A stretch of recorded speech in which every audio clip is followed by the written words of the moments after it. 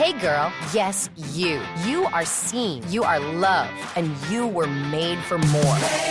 Created especially for teen girls, chart-topping Christian artist Ann Wilson invites you to her 40-day devotional, Hey Girl, through honest stories, scripture, and journal prompts. Ann talks about real struggles, comparison, insecurity, doubt, and faith, reminding you that God is always near and fighting for you.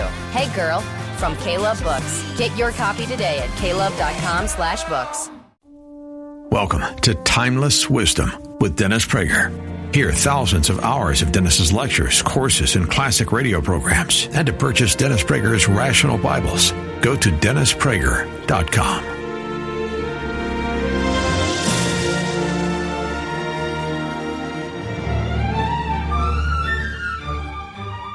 To be or not to be? That is the question. Where was God? Isn't God supposed to be good? Isn't he supposed to love us? And does God want us to suffer? 10 years, you're not finished yet? Morty! Why did you do this to me? Who are you? Bruce? I'm God. Bingo! Yahtzee! Is that your final answer? Our survey says God! Bing, bing, bing, bing, bing, bing, bing, ding. Well, it was nice to meet you, God. Thank you for the Grand Canyon, and good luck with the apocalypse.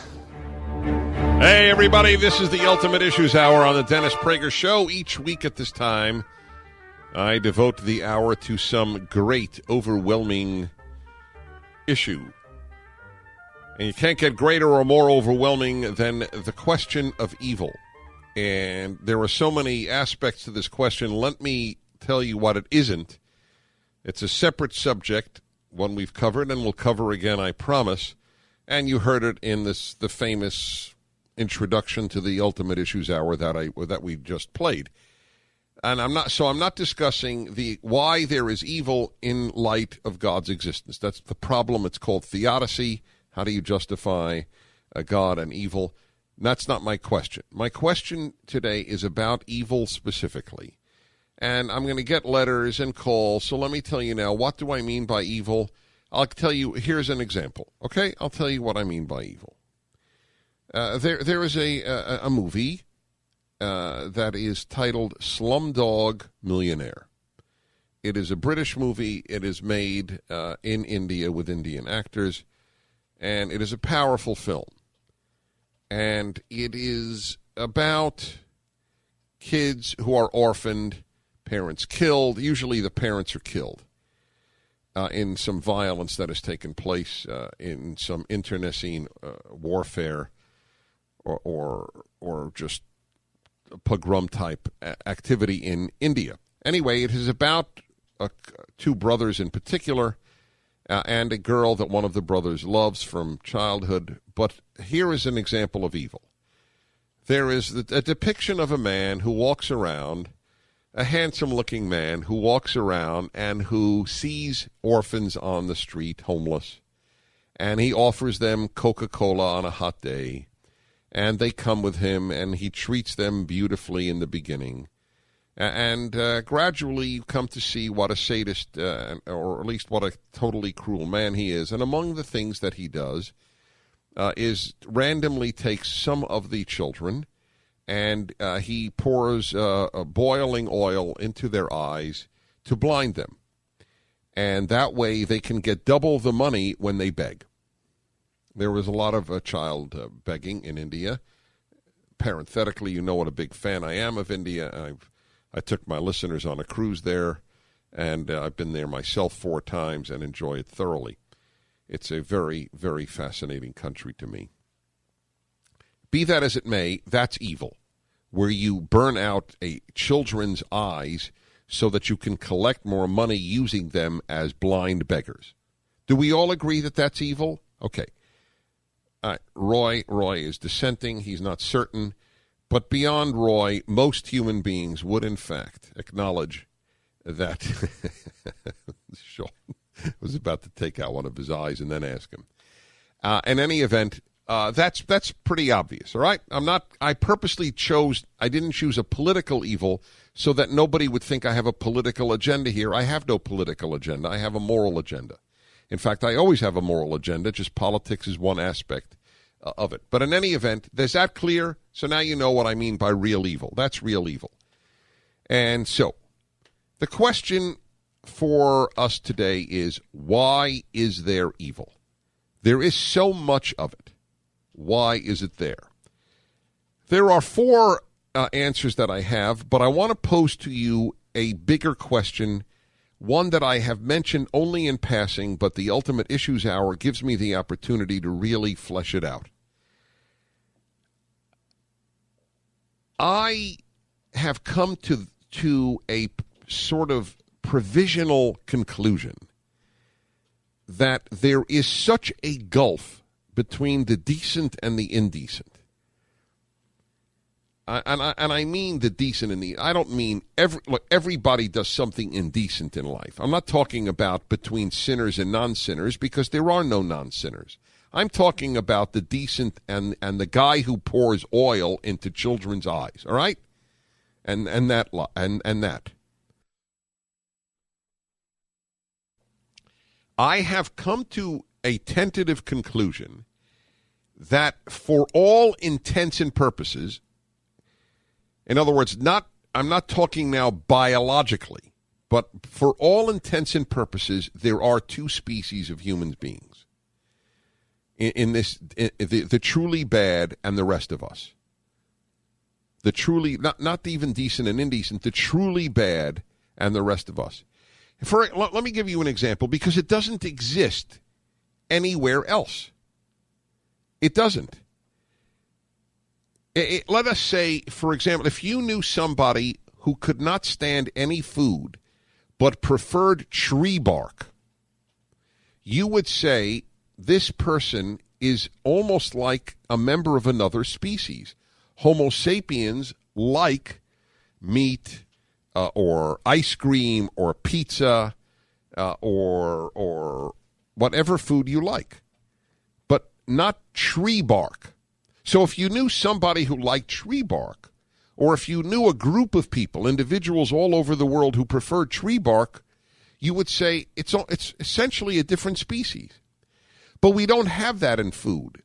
Yes, there are different culinary tastes. There are places in the world where they like to eat cat, but that's cultural. I mean, for all intents and purposes, they like to eat the same food as we do. Everybody likes to eat a living being or a vegetable or a fruit. I mean, that's the way it is. That's what we like around the world. Everybody, or nearly everybody, likes music. Nearly every male, at least, likes watching sports. I mean, we have certain things that are just universal. There is one area of life where there is an absolute thick line of demarcation dividing two groups, and that is on the issue of evil. There really are people who like and love and do hurt others regularly. The existence of those people is a riddle to humanity. Many people will argue it's the work of the devil. Now, I don't happen to believe in that, and I'm not going to argue. We're not having an hour arguing whether there's a devil. It's not my point at all, and I respect those who believe in the devil. I don't laugh at that. I don't happen to believe in it, but I don't laugh at it. I'll tell you why I don't laugh at it. I don't laugh at it because the problem of real evil is so great that it does seem to be that there is a supernatural force of evil operating here. That it does seem that way, where there are people who do things that are so alien to the rest of us. See, let me explain this again, and it needs explanation. And I'm glad you're not calling it. It means you're listening. I'll tell you soon. I want to take your calls. I want your theories, but I want to bounce these off you first. You see, every one of us basically can understand some evil acts. We don't do them because of conscience, but we can understand them. I understand murder. Every one of you understands murder. Under conditions, you would stop yourself because of conscience, but you can understand where you would want to kill somebody. I have that with slow drivers in the left lane, for example. I would like to shoot them. I totally understand that. I'm being tongue-in-cheek here, but in truth, everybody understands murder. Everybody understands thievery. And who doesn't? A guy robs a bank. You don't understand that? I can't relate to that. Well, you wouldn't do it because you have a conscience, but you can relate to it. But I can't relate to the guy who pours boiling oil on kids' eyes so that they can beg for money at a double rate because they're blind. I can't relate to the torturer. I can't relate to a whole host of I can't relate to the suicide bomber.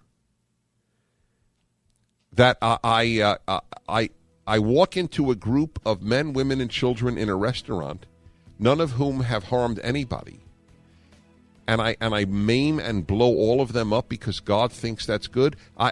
There is no part of me that's as foreign to me as the man who pours the oil in the kid's eyes. How does this happen? And it almost makes you think that there is a different type of species that is a division. I'll give you my 4 reasons, and I'll take your calls when we come back. 1-8-PRAGER-776, the Ultimate Issues Hour on the Dennis Prager Show. This episode of Timeless Wisdom will continue right after this. Health insurance rates are surging in America, leaving millions without affordable options. If you're sick of having paychecks eaten up by healthcare costs or dealing with mega corporations, then listen to this. Christians don't need to waste money on a broken system. That's why I want to tell you about Christian Healthcare Ministries. It's an alternative to traditional health insurance at half the cost. With CHM, fellow believers contribute monthly to help pay each other's medical bills. There's no enrollment period, so you can join anytime. And you aren't restricted to provider networks, so you choose the doctors and hospitals you want. It's that simple. CHM is not insurance. It's a ministry that puts faith into action. Feel the difference of financial support and biblical care from fellow believers. Join CHM today by visiting chministries.org/wellness. That's chministries.org/wellness. Now, back to more of Dennis Prager's Timeless Wisdom.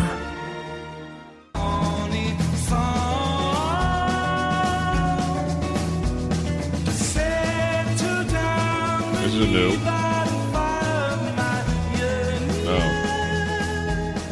All right. It isn't. Dennis Prager here, the Ultimate Issues Hour, 1-8-PRAGER-776. Every week at this hour, I devote the time to some great issue of life. And the issue today is one of the biggest that there is in life. Why is there evil? Now, and I don't mean, you know what? Why are there evil people? Not why is there evil. It's important. We all know why there's evil. We are made with the freedom of choice. I know that, so don't even call in about that. Why are some people really evil? I don't mean why are there sinners. Everybody's a sinner, so that's not the question at all. Why do some people sometimes do a bad thing? That's not my question. I'm talking about real evil, where people commit that. Stories that you read and you just shake your head. How could somebody do that? We have come to have an answer in our lifetime, which has served as our version, the secular 20th century version of the devil. It's called sick. The devil made me do it, and he's sick are identical in my eyes. And what they're both saying is we can't answer the question. And I don't mock either response. I just want those who say that he's sick to understand that their answer is not one whit better or more rational than there is a devil who took somebody over. Instead of the devil taking somebody's mind over, sickness took somebody's mind over. So it's the same thing. Sick is, as I said, the modern expression of the term Satan or the devil. So if you believe that, that's fine. I'm not here to mock or anything like that.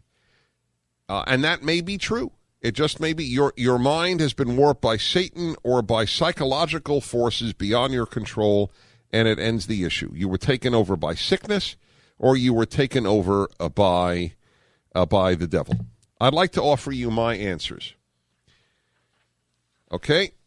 And they're not the only ones, but I want to hear from you and to add to this, because this is obviously big. By the way, I intend to do a show on why there is good. I consider that to be, and I'm not talking about the good of a mother waking up at night and feeding her child when she'd rather sleep. That's good, of course, that's good. But I'm talking about heroically good, just as I'm talking about devilishly bad. But that's for another time. Now, here you go. I would like to give you 5 brief ones, every one of which might get its own Ultimate Issues Hour, but I'll play that by ear. All right. Number 1 is a lack of empathy. You do not see yourself in the person that you are hurting.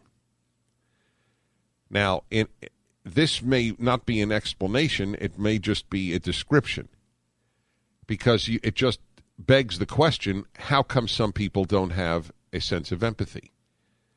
See, I don't believe that I am any, terrific for this.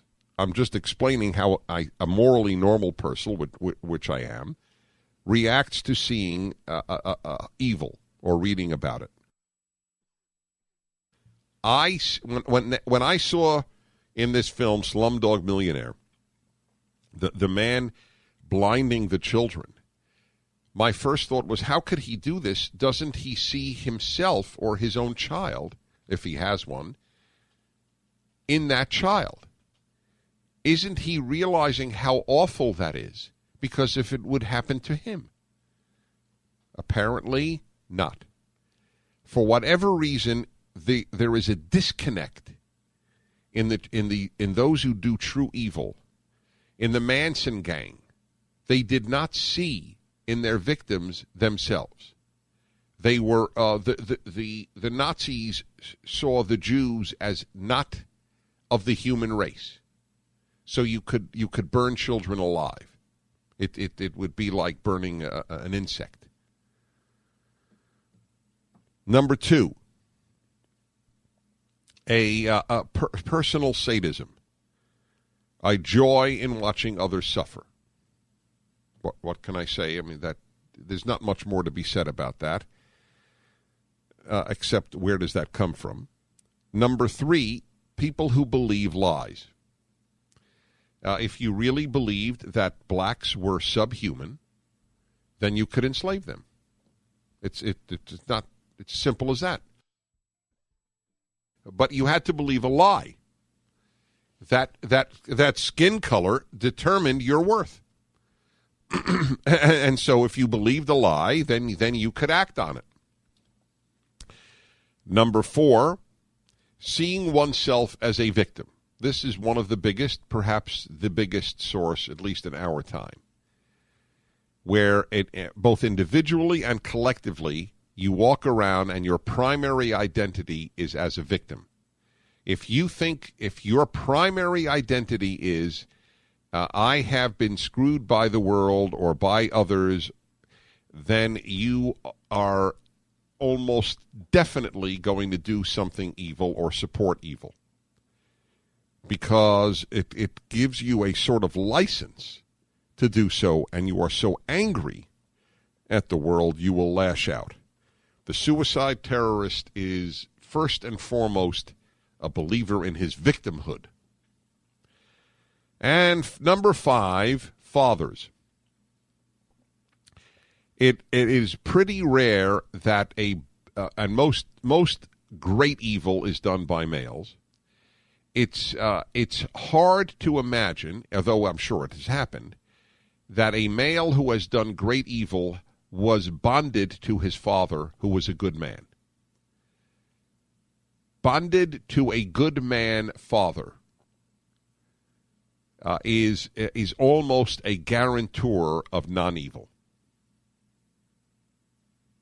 All right? There you go. That's a lifetime of thought in 3 minutes on something that I have been preoccupied with since I was a child, and that is how could people hurt others in such awful ways. Of course, people hurt others in ways that, people gossip about others, and people will hurt others in the workplace, doing something dishonest, which is inexcusable, but it's not in the realm of the evil that troubled me since I am a child. So I will take your additions. I have these 5. And I think they do a fairly good job of describing why people will do evil. If there's a 6th, I'm very interested to hear from you. You are listening to the Dennis Prager Show, most specifically the Ultimate Issues Hour, and you can write to me through PragerRadio.com or DennisPrager.com. We continue. This episode of Timeless Wisdom will continue right after this. Now, Americans have a big healthcare problem. Over 100 million U.S. citizens carry medical debt, but that's not the whole story. With health insurance, your out-of-pocket and monthly costs are way too high. You get surprise bills, denied claims, and poor customer service. That's a serious burden. As Christians, we don't have to pay for a broken system. Christian Healthcare Ministries is an alternative to health insurance at half the cost. You can enroll at any time and join a proven, faith-based solution that's both reliable and affordable. CHM isn't just help, it's financial and spiritual support when you need it most. Families across the country count on CHM to step in during their hardest moments. And it works. Stand up to health insurance with a low-cost, biblical solution. Join CHM today by visiting chministries.org/wellness. That's chministries.org/wellness. back to more of Dennis Prager's Timeless Wisdom.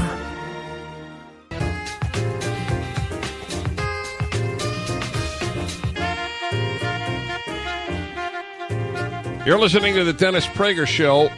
A reminder, by the way, that there is such a thing as Pragertopia, which you find at either of my websites, and through it at a very, very, very cheap rate. You listen to my show anytime, commercial-free, and in the highest fidelity. It's a great gift to yourself, if there's such a thing as a gift to oneself. It's always a philosophical question, is there such a thing as a gift to oneself? And certainly a gift to others. Again, it's at Pragertopia, which you click on, and you can get all of my shows. I'm sure it doesn't sound humble, but so I'll live with that. I think that most of the hours are worth hearing again and playing for others, etc. So it's Pragertopia. I think we're talking $6.95 a month, which I was going to say is the price of a movie, but having just attended movies that cost, one was $12 and one was, $13? So at half the cost of a movie, of one movie, a whole month of my show, how much can I go on with this? At the cost of 2 slices of pizza. At the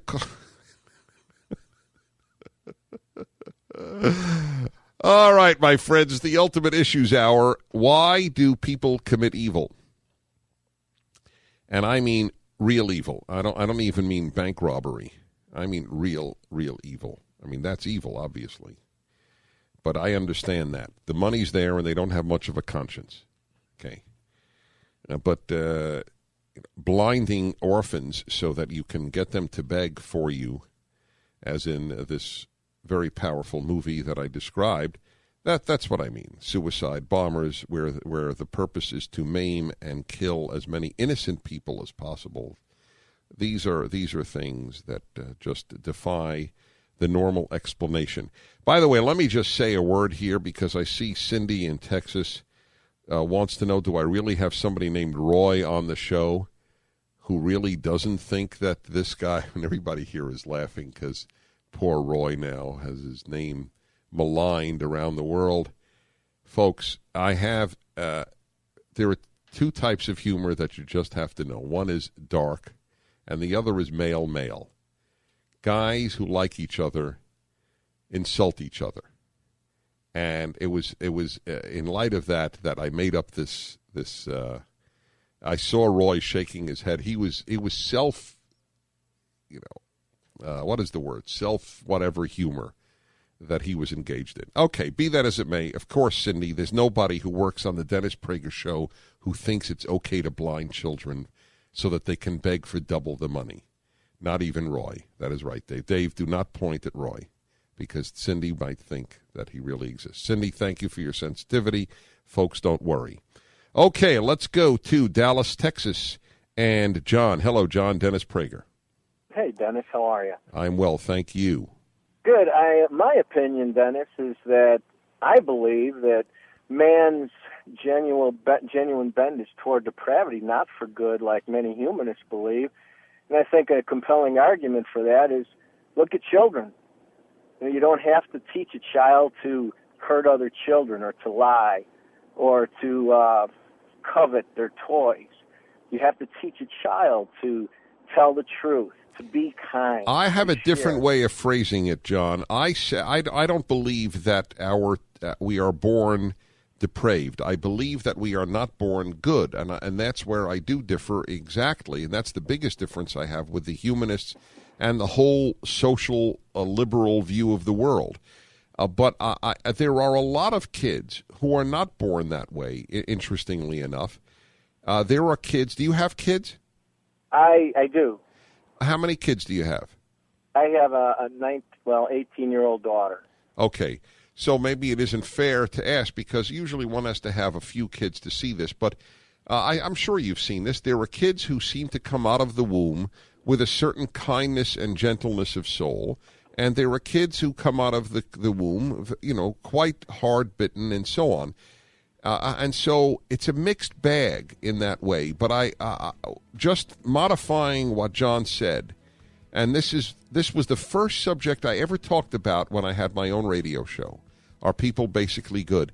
By the way, in my favorite of my 4 books, and I'd love all my 4 books, Think a Second Time, which is 44 of my essays, one of them is on the nonsense that people are born good and the nonsense that has pervaded Western society believing that. Back in a moment on the Ultimate Issues Hour.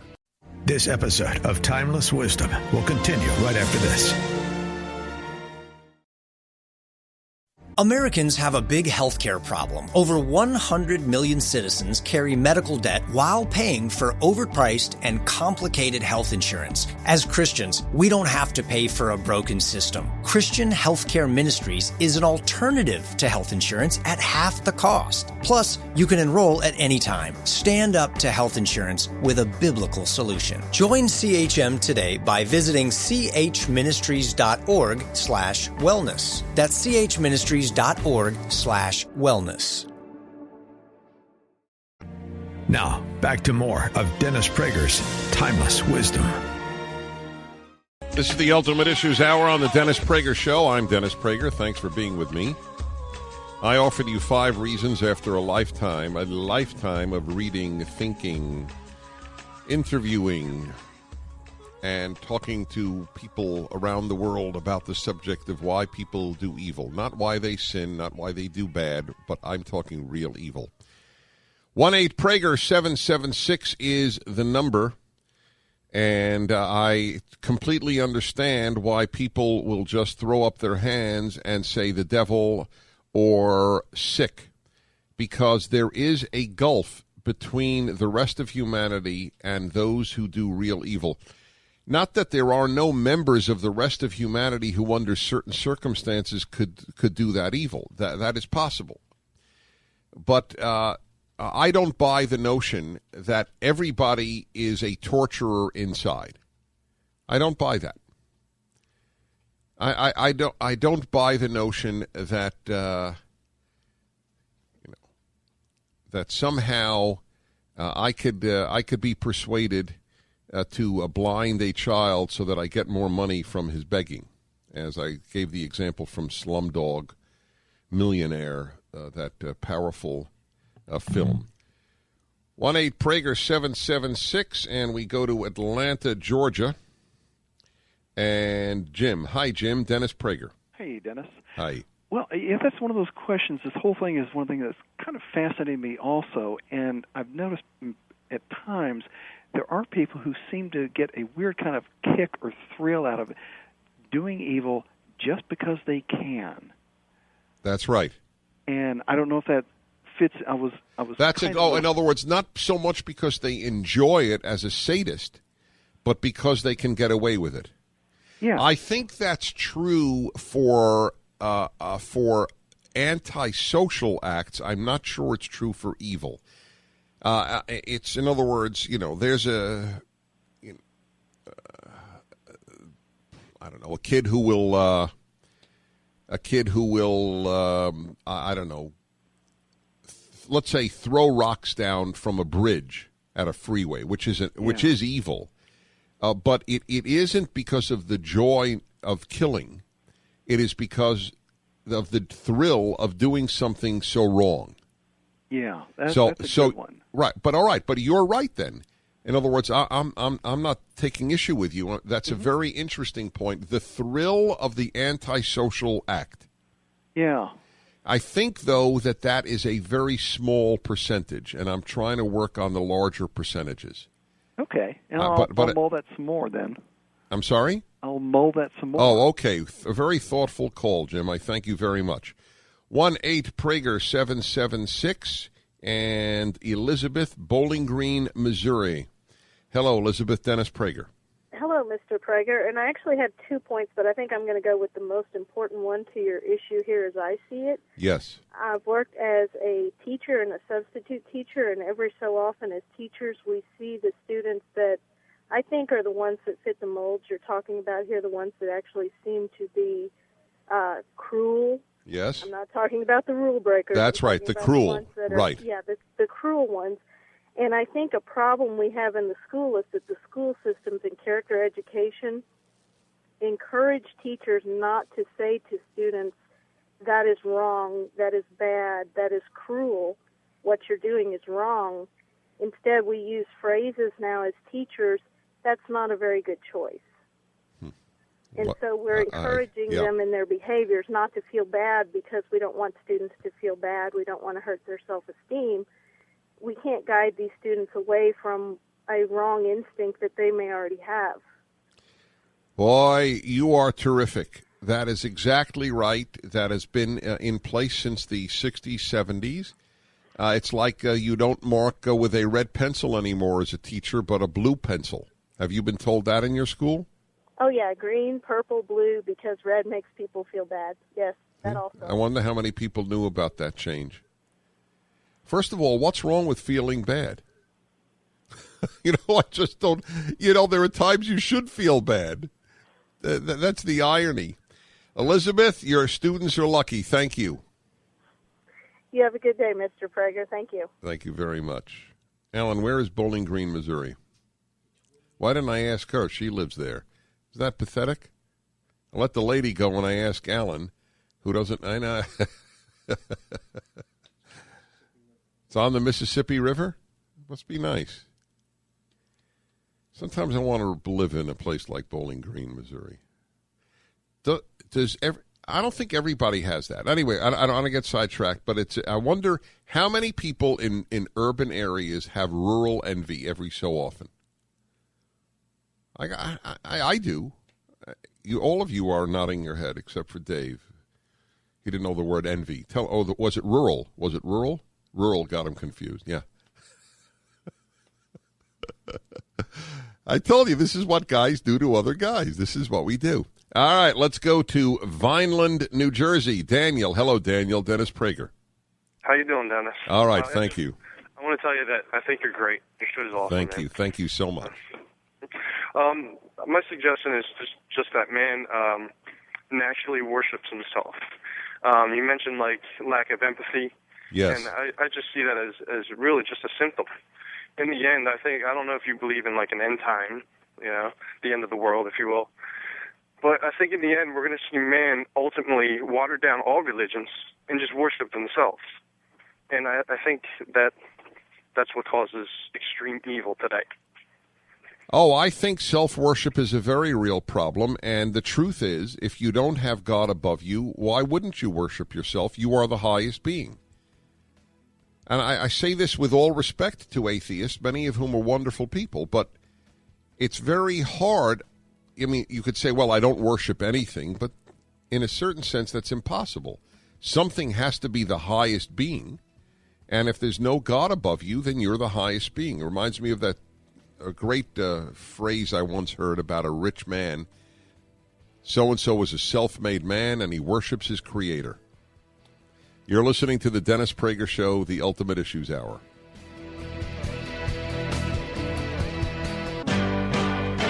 Preachers and poets and scholars don't know it. Temples and statues and steeples won't show it. If you've got the secret, just try not to blow it. Stay a lucky man. A lucky man. If you found the meaning of the truth in this whole world, you are a lucky man. Hi, everybody. Dennis Prager here. Ultimate Issues Hour on the great riddle of great evil. Not sin, not bad, evil. And I'll tell you this, there is one line, there's a biblical line that I think of when I think of those who truly do evil. I'm talking about the Charles Manson types, the Nazi types, the suicide terrorist types, the guy who blinds the kids, orphans, to collect money as they beg as blind kids. I mean, that's what I'm talking about here, not bank robbers and the run of the mill criminal who's doing a very bad thing. Don't get me wrong, but there's a difference, and I'm thinking of the biblical phrase, "And you shall burn out the evil from your midst." There is a certain evil for whom it's just hard to imagine any other response than the burning out of that crowd. I don't know what else can be done. Has Charlie Manson been rehabilitated? I mean, it's a waste of every penny that is spent on this man that he is still alive. It bothers me. It actually bothers me. All righty, and let's go to Atlanta again. Got a lot of people in Atlanta thinking about evil. Is there any connection? Bob, is there a connection between living in Atlanta and thinking about evil? Well, I came from New York originally, so I don't think so. Okay, fair enough. But I got a view that a sixth item for you is power. I think that, and I can give you several examples from I don't know, Stalin to Vito Genovese to a local gang member. You know what? You're right. You are right. I forgot about that. And you are right. That the yearning for power is so great, they will do anything, including vast cruelty, to have it. And it scares everybody from challenging that power. Yes, that's the Mao biography I'm reading now. That's exactly what it's about. Who did immensely cruel things. You're good. You are good. Thank you, Bob.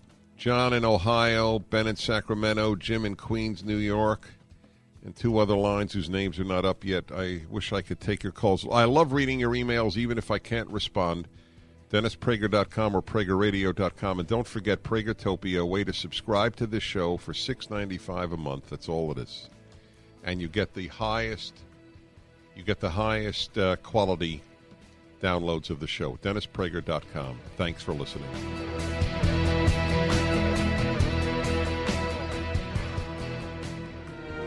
This has been Timeless Wisdom with Dennis Prager. Visit DennisPrager.com for thousands of hours of Dennis's lectures, courses, and classic radio programs, and to purchase Dennis Prager's Rational Bibles. Hey girl, yes, you. You are seen, you are loved, and you were made for more. Created especially for teen girls, chart-topping Christian artist Ann Wilson invites you to her 40-day devotional, Hey Girl, through honest stories, scripture, and journal prompts. Ann talks about real struggles, comparison, insecurity, doubt, and faith, reminding you that God is always near and fighting for you. Hey Girl, from K-Love Books. Get your copy today at klove.com/books.